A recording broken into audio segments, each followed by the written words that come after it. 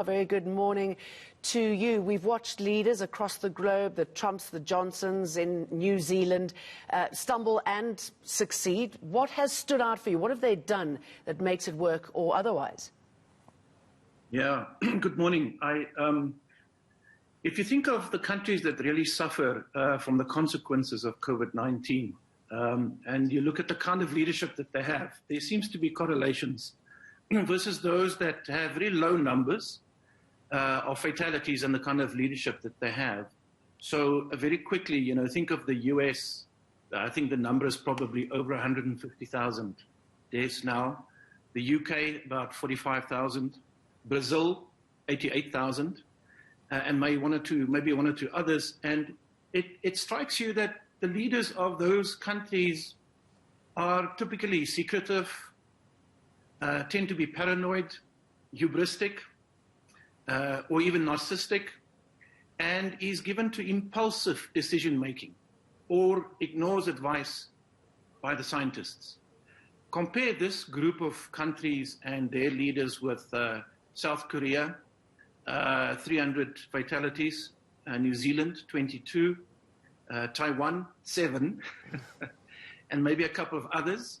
And then it strikes you that the leaders, many are female, show empathy in their decision-making and in the way that they lead the nation.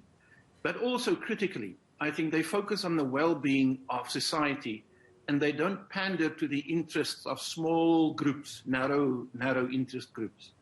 They're also very organized, they're transparent in their decision-making, and they show courage, and they're well-informed.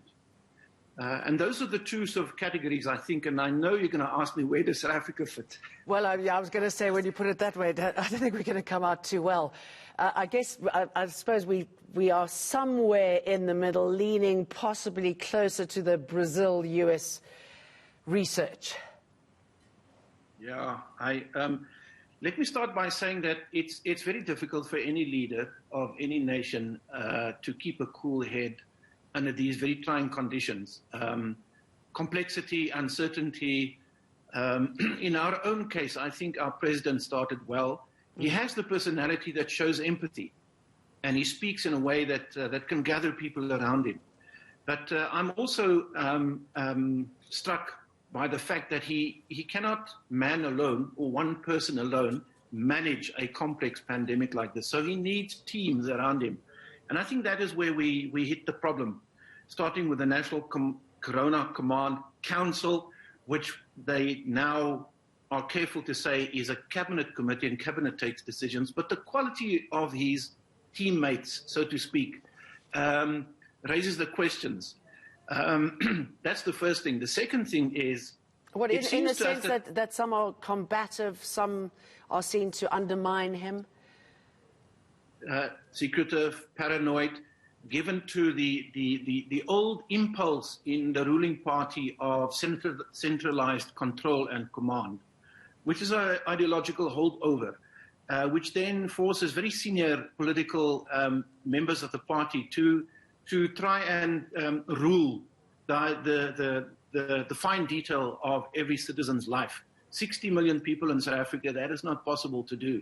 So, and in that context, it seems to us that if you're a well-organized interest group and you can exercise power and influence, then you can push the ruling party in a certain direction. Well, look, what we've seen when it comes to the teachers' unions, the taxi unions.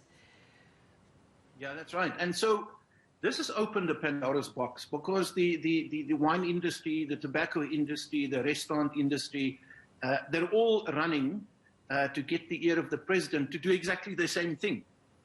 What you want is a clear plan that is well communicated and based on sound logic and science, if you want. And so President Ramaphosa is not always his own man, in the sense that he has to consult so many interest groups.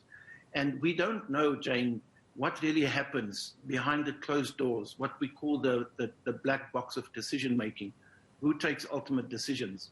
And I wanted to say the factor that complicates all of this enormously, maybe more than other countries, is the obvious corruption of the resources that are meant to help those who are really in need under conditions of crisis. Okay, Professor, let's leave it there.